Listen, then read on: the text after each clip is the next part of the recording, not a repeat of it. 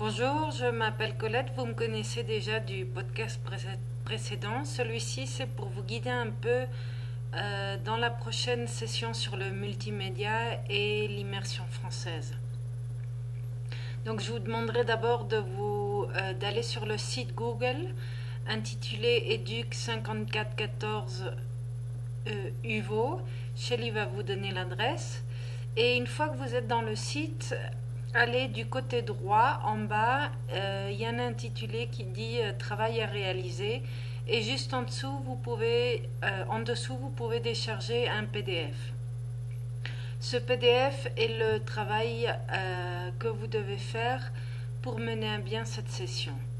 Donc tout d'abord, je vais vous poser des questions auxquelles vous allez devoir répondre et vous allez pouvoir y répondre en accédant aux ressources qui sont sur la gauche du site.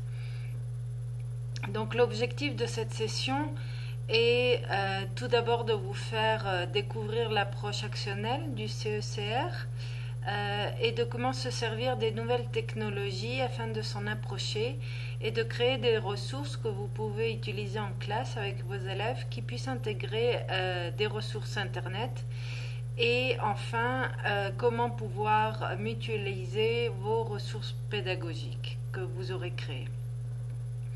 Donc téléchargez le PDF dont je vous ai parlé, imprimez-le et les questions sont à répondre pour vous-même.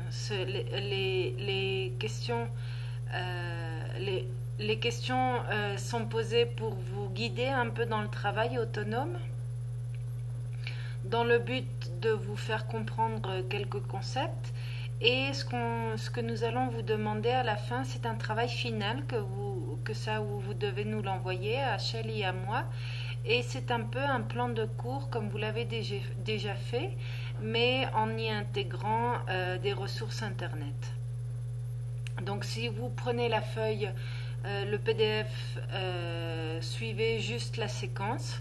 Le premier point, c'est sur la mutualisation des ressources. Vous allez voir que vous allez devoir lire le texte et la définition qui se trouve sur le côté gauche du site et vous allez devoir répondre à deux questions. La première question est sur la mutualisation des ressources pédagogiques peut-elle être une pratique intéressante pour l'immersion française?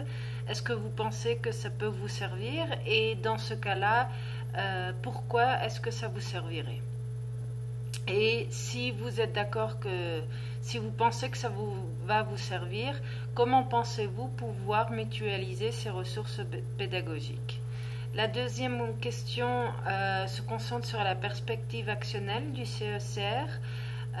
Toujours sur le côté gauche du site, vous allez trouver un lien qui vous mène vers la définition et un texte de Christian Olivier que vous devrez lire aussi. Et ces deux points vous serviront pour répondre à la question 3 et 4, à savoir pour vous que représente la perspective actionnelle, donc une brève définition pour que ce soit clair pour chacun d'entre vous. Et en quoi les nouvelles technologies peuvent-elles nous aider afin de développer cette approche actionnelle? Beaucoup de recherches se concentrent sur l'utilisation des nouvelles pédagogies pour un enseignement dont l'approche est actionnelle. Pour le travail final, ce qu'on va vous demander, c'est une fiche pédagogique. Une fiche pédagogique qui intègre des ressources Internet. Vous pouvez utiliser celle que vous allez voir sur la gauche du site ou vous pouvez en chercher par vous-même. Sur la gauche du site, vous allez également trouver des modèles et des exemples de fiches pédagogiques ainsi que quelques liens pédagogiques que vous pouvez utiliser pour votre fiche. Pour la fiche pédagogique, vous pouvez reprendre l'idée de cours que vous avez déjà faite en y intégrant des ressources supplémentaires.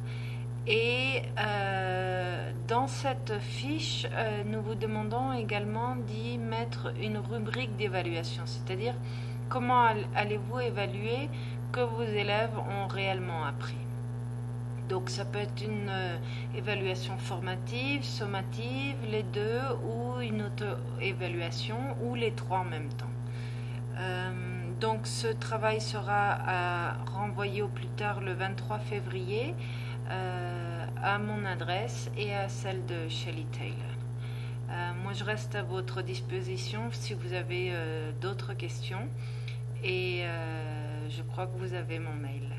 Bonne chance et bonne continuation. Au revoir.